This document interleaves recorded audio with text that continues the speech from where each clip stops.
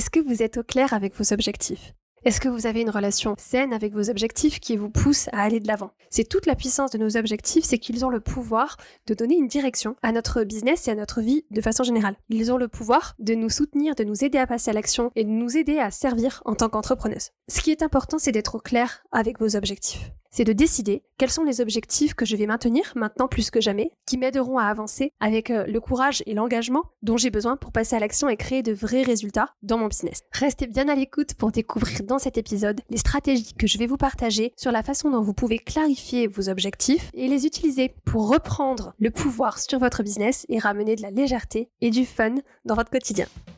Vous écoutez Boostez-vous, le podcast dédié à l'empowerment des entrepreneuses. Je suis Camille, entrepreneuse, coach mindset et business et fondatrice de Boostez-vous. Ce podcast, c'est le rendez-vous incontournable pour toutes celles qui veulent construire une entreprise à leur image. Des épisodes riches en conseils pratiques, en outils, en inspiration et en idées nouvelles pour cultiver votre confiance en vous, passer à l'action et booster votre potentiel entrepreneurial. Découvrez comment transformer votre relation à l'argent et acquérir les compétences nécessaires pour devenir une entrepreneuse audacieuse et prospère. Et maintenant, place à votre épisode du jour. Bienvenue dans l'épisode 58 du podcast Clarifiez vos objectifs pour mieux les atteindre. J'adore les objectifs. Je suis une grande fan d'objectifs. Je l'étais quand j'étais salariée, je le suis d'autant plus depuis que je suis entrepreneuse. Et ça fait longtemps que j'avais envie de vous parler d'objectifs. J'ai déjà fait des épisodes sur le sujet. Mais aujourd'hui, j'avais envie de vous partager 5 ou 6 stratégies qui vont vous aider à vraiment clarifier vos objectifs pour mieux les atteindre.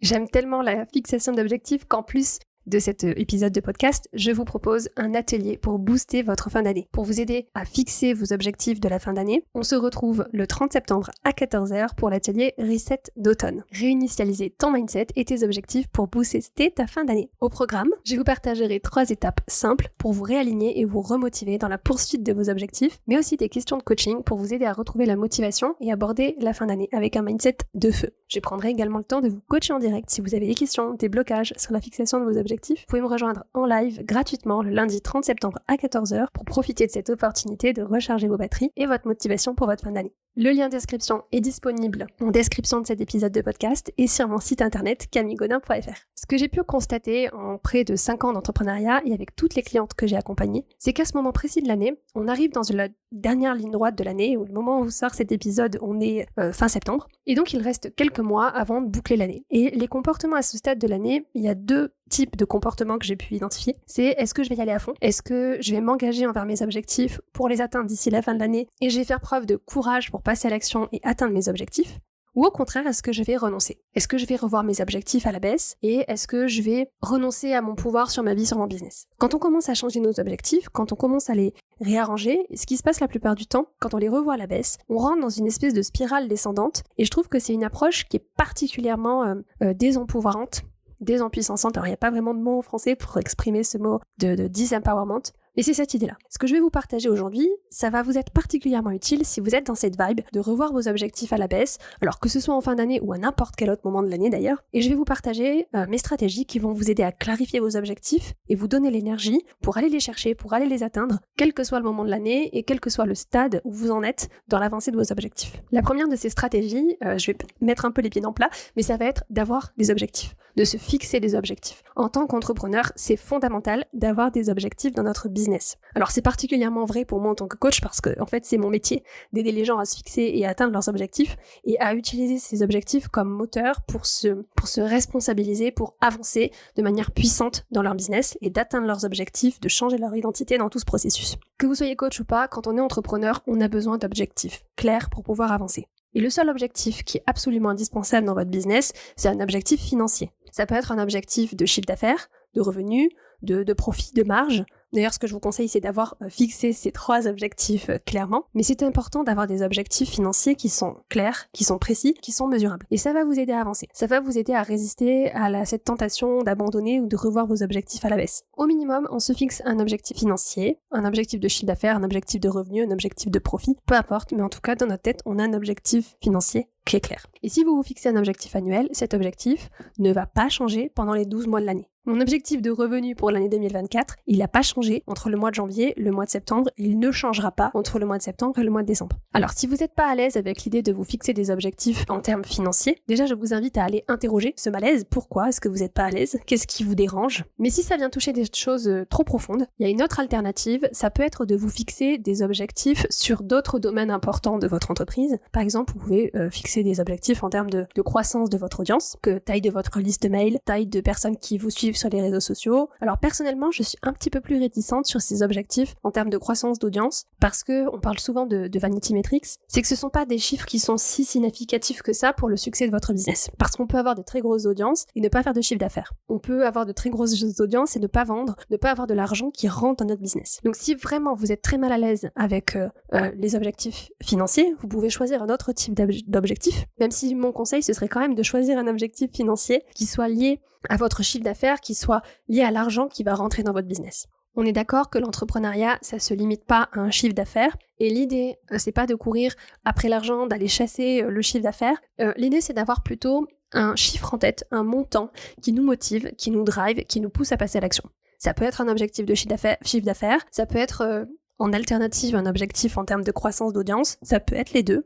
Et je vous conseillerais de pas avoir trop d'objectifs. Si vous en avez un ou deux, un objectif financier, un objectif de croissance d'audience, si vous avez déjà ces deux-là, ça va vous aider à gagner en clarté. Maintenant, l'objectif que vous allez vous fixer, assurez-vous qu'il soit super spécifique. C'est-à-dire qu'un objectif, c'est quelque chose qu'on peut mesurer, c'est quelque chose qui est concret, qui est mesurable, qui est atteignable. Par exemple, l'idée ce sera pas de dire je veux vivre de mon activité. C'est hyper flou, ça veut rien dire. Personne ne va être d'accord sur le montant que ça représente de vivre de son activité. C'est pas un objectif. Si je le formule comme ça, il y a peu de chances que j'arrive à l'atteindre, cet objectif, parce que en fait, je ne sais pas ce que ça veut dire. Par contre, je peux me dire, cette année, je veux gagner 50, 100, 200 000 euros dans mon business. Donc quel que soit votre montant, peu importe, mais choisissez un montant et soyez spécifique sur le montant que vous voulez gagner. Un autre exemple, si vous vous dites, par exemple, je veux plus de clients. Là aussi, c'est super flou. On n'a aucune idée de ce que ça veut dire. Donc, on va essayer de le clarifier un petit peu. Et ça peut être en fonction de là où vous en êtes dans votre business. Ça peut être de dire je veux signer mon premier client, ou je veux signer 3 clients en 3 mois. Ou ça peut être je veux signer mon 10e, mon 100e, mon 1000e client, peu importe où vous en êtes dans votre aventure. Ça peut être je veux remplir mon groupe de coaching avec 5, 10, 20 personnes.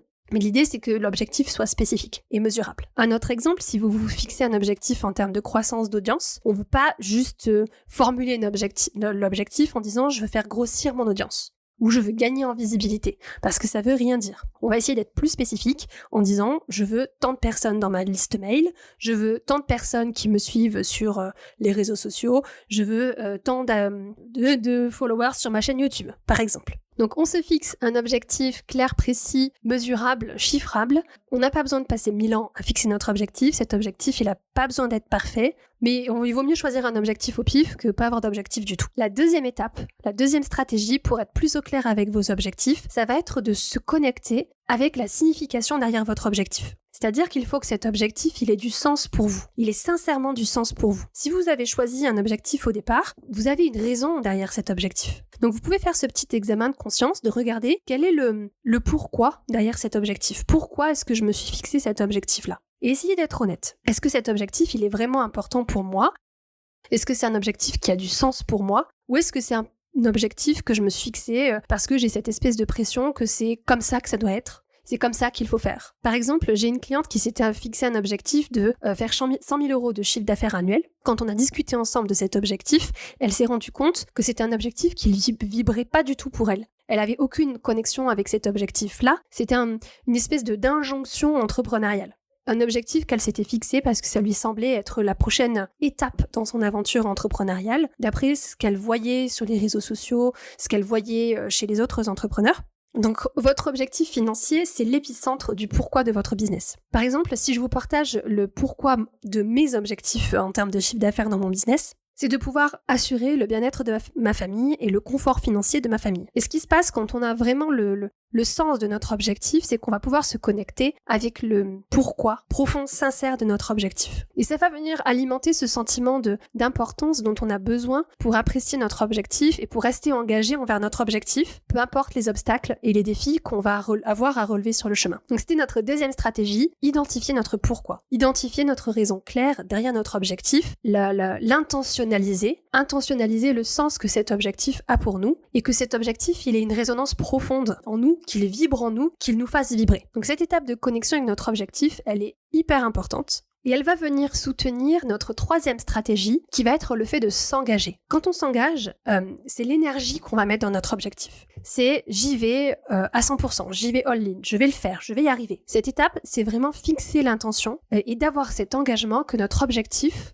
il est possible, qu'on va le faire, qu'on est en chemin pour le faire, qu'on est en train de le faire. C'est-à-dire que je prends mon objectif au sérieux, ça veut dire que je me prends au sérieux. C'est une énergie qui est très très différente du je vais essayer et puis peut-être on verra bien, je me fixe cet objectif pour voir où ça m'amène, pour voir où est-ce que je peux aller. J'imagine que vous l'entendez rien que quand je le dis là. Il y a une énergie qui est très très différente à dire je crois que c'est possible. J'y vais, je m'engage à avancer vers cet objectif quoi qu'il arrive, que je me fixe cet objectif et puis je vais essayer et puis je verrai bien. Donc notre troisième stratégie, c'est une fois que j'ai identifié pourquoi cet objectif il était important, je m'engage à l'atteindre. Notre quatrième stratégie, ça va être d'ajuster nos stratégies justement, mais pas nos objectifs. Donc si vous écoutez cet épisode au moment de sa sortie, on est au mois de septembre. Donc au moment de la sortie de l'épisode, moi je me suis fixé un objectif de chiffre d'affaires pour l'année. J'y suis pas encore, j'ai même pas fait la moitié de ces chiffres d'affaires, pourtant je vais pas le revoir à la baisse. Bien au contraire, en fait, je vais redoubler d'efforts. J'en ai parlé un petit peu au début de l'épisode, mais quand on commence à ajuster nos objectifs à la baisse, en fait la question c'est à quel moment je vais m'arrêter. Quand on est dans cet état d'esprit où je vais réviser, je vais revoir mes objectifs à la baisse, on est dans cette spirale descendante qui fait qu'on va se sentir en fait hyper mal. On va se sentir mal dans notre peau, mal avec nous-mêmes. Qui vient faire écho à la troisième étape dont on a parlé tout à l'heure de l'engagement. Si je prends mon objectif au sérieux, ça veut dire que je me prends au sérieux. Et si je revois mon objectif à la baisse, ça veut dire que je me vois à la baisse. Donc on revoit pas nos objectifs à la baisse. Si on a quelque chose à ajuster, c'est pas l'objectif, c'est la stratégie qu'on va mettre en place pour l'atteindre. Et ça, c'est ok de revoir nos stratégies, c'est absolument nécessaire dans plein de situations. Donc on revoit pas notre objectif, on se relève le défi de trouver de nouvelles stratégies, de nouvelles façons de penser, de sortir des sentiers battus, d'être créative et de trouver le chemin, de trouver la voie qui va fonctionner pour nous, de s'autoriser à expérimenter et à trouver ce qui va marcher pour nous. Quand on revoit nos objectifs à la baisse, ce qui se passe en fait, c'est qu'on vient créer beaucoup d'instabilité. On va créer cette espèce de perte de confiance en nous-mêmes. C'est-à-dire que si je prends un engagement envers moi-même et que en fait je ne tiens pas à cet engagement, que je le revois à la baisse, ça vient abîmer ma confiance en moi. Ça vient abîmer la relation que j'ai avec moi-même. Ça fragilise ma confiance et ça étouffe ma capacité d'innovation, ça étouffe ma créativité parce que ça vient me fragiliser dans mes bases de la croyance que j'ai en moi. Donc je suis certaine que vous êtes des entrepreneuses pleines de ressources, vous êtes des entrepreneuses créatives et je suis certaine que si une de vos amies vient vous voir avec un problème ou un défi à relever, vous allez être naturellement douée pour trouver 3, 5, 10 options, 10 possibilités, 10 opportunités pour elle, de façon créative, de résoudre le défi qu'elle a à relever. Mais vous n'allez pas lui dire « revois ton challenge à la baisse ». Donc quand on a cette créativité pour les autres, on peut aussi l'avoir pour soi. On peut être créatif dans nos stratégies, faire preuve d'innovation, s'autoriser à tester des trucs qu'on n'a jamais fait, de nouvelles stratégies pour atteindre notre objectif. Ajuster nos stratégies, ça peut vouloir dire qu'on va ajuster notre calendrier. On peut se donner plus de temps pour atteindre notre objectif, mais pas nécessairement. Et même j'ai plutôt envie de vous encourager à raccourcir le temps que vous vous donnez pour atteindre vos objectifs. Le fait de raccourcir votre temps, le temps que vous vous donnez pour atteindre un objectif, ça va vous aider à enlever tout le superflu. Et c'est notre 5e stratégie, enlever le superflu. Quand on se donne du temps pour faire les choses, on peut avoir tendance à se dire « Oh là là, ça va être difficile, il y a tellement de choses à faire pour atteindre cet objectif, ça va me demander beaucoup de travail, j'ai beaucoup d'étapes à faire, je sais pas par quoi je dois commencer, il y a tellement de choses à faire. » Voilà, tout ce discours intérieur-là, il va créer beaucoup de confusion, beaucoup de doutes et beaucoup de surplace. Donc le conseil que je peux vous donner, si vous êtes un peu dans cet état mental là, à propos de votre objectif, c'est de raccourcir radicalement votre calendrier. Si vous avez un objectif de chiffre d'affaires annuel, posez-vous la question, ok, en fait, comment je pourrais faire pour atteindre cet objectif en 6 mois? Donc là, on est au mois de septembre, si vous avez votre objectif de chiffre d'affaires annuel et que vous dites, oh là là, je suis pas du tout dans les clous pour atteindre mon objectif, on va se dire, ok, comment je peux faire pour atteindre mon objectif en 3 mois? En octobre, novembre, décembre, là, comment je peux faire pour atteindre cet objectif en 3 mois? Donc le fait de raccourcir notre temps, ça va nous permettre d'enlever tout le superflu, de simplifier nos stratégies, nos plans d'action et d'aller à l'essentiel. Ce qui se passe dans notre cerveau, c'est que ça va nous donner un petit coup de pied aux fesses, ça va nous aider à enlever tout ce qui ne nous sert pas, tout ce qui n'a pas vraiment d'importance, et nous aider à identifier ce dont on a vraiment le plus besoin pour atteindre nos objectifs. Et en fait, le fait de raccourcir le temps qu'on se donne pour atteindre nos objectifs, on va court-circuiter la peur. Plus on se donne du temps, plus on allonge les délais pour atteindre un objectif, en fait, plus on va laisser l'opportunité à la partie primitive de notre cerveau, à notre cerveau primitif, notre cerveau émotionnel, celui qui a pour objectif de nous maintenir en vie, plus c'est lui qui va prendre le lead. Plus on a de temps, plus on va laisser l'opportunité à ce cerveau primitif de prendre les commandes. Ce cerveau, ce qu'il veut, c'est nous maintenir dans une espèce de surplace qui est alimentée par la peur, qui est alimentée par le doute. Ça donne de la procrastination. Je procrastine parce que je doute, je sais pas quoi faire, je sais pas où aller, je suis en pleine confusion, j'ai tellement de choses à faire, j'ai tellement de stratégies à tester que je sais plus par quoi commencer. Je suis débordée, ou alors j'ai la flemme, j'ai pas envie de faire ça aujourd'hui, je le ferai demain. Donc toutes ces émotions qui font qu'on procrastine, la peur, le débordement, le doute, la confusion, le manque d'énergie, la flemme, toutes ces émotions-là, on va les court-circuiter. On va venir court-circuiter cette partie-là de notre cerveau quand on va raccourcir radicalement le temps qu'on se donne pour atteindre un objectif. Quand on raccourcit le calendrier, dans notre cerveau, ça fait une espèce d'interruption de tous ces schémas de pensée. On se dit, ok, là, il faut à l'essentiel. Et tout d'un coup, boum, vous commencez à voir exactement ce que vous devez faire, les stratégies que vous devez mettre en place, les choses que vous devez apprendre à faire pour réussir à atteindre votre objectif dans un temps beaucoup plus court. Et la 6e stratégie que je voulais vous partager aujourd'hui, c'est de garder votre objectif en ligne de mire, mais de pas le mesurer au quotidien. Pour rester au clair avec votre objectif, plutôt que de mesurer le résultat concret de l'objectif que vous voulez atteindre, mesurez les stratégies que vous mettez en place au quotidien.